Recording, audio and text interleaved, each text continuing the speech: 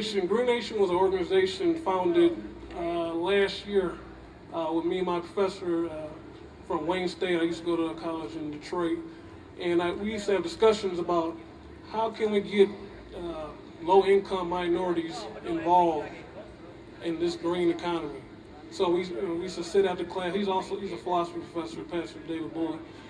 We used to sit after class and just sit there and talk about how can we get them involved, how can we get them to learn, want to learn about what green is, And we stumbled upon, learning about this, the economic opportunities that come attached with going green.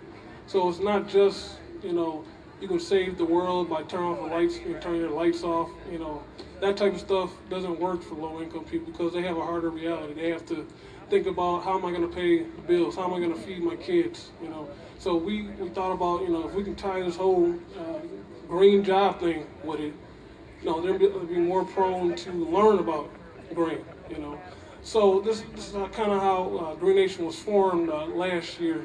And since then, we've been going around talking to different people around the state, trying to get people to create a nonpartisan coalition to try to further, the need for green jobs and to limit our carbon emissions and everything. And I gotta say, I'm pretty shocked at what I've been, been receiving. A lot of people, until I come to talk to them about this, they had never even thought about, something specific for minorities. They just imagined that, okay, we do this overarching, job training or job policy, and that it would take care of itself.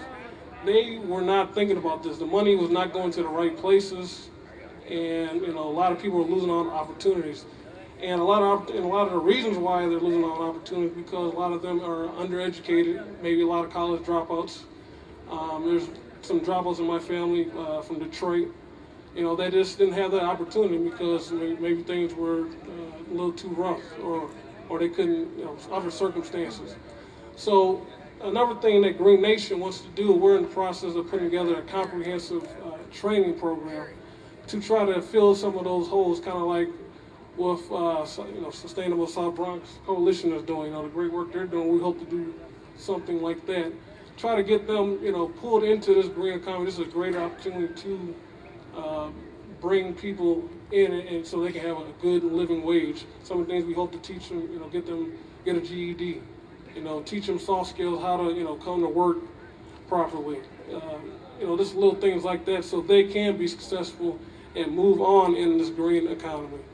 So, that's one of our overarching goal is to create, sustainable communities, and one of the components of having a sustainable community is to have jobs that are long-lasting, that are going to be in the community for a long time.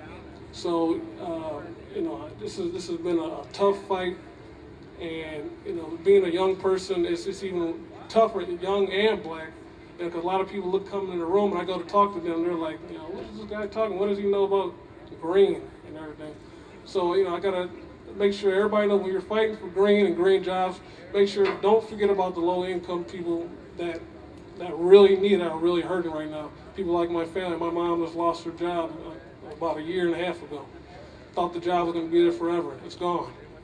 People like that, that really need jobs and need to be fought for and need a voice. So when you fight for those green jobs and the green economy, make sure you have those people in mind. And we can do it. We have enough energy. We're smart and capable, and we can do this thing. So thanks, everybody. Thank you. Thank you, Derrel.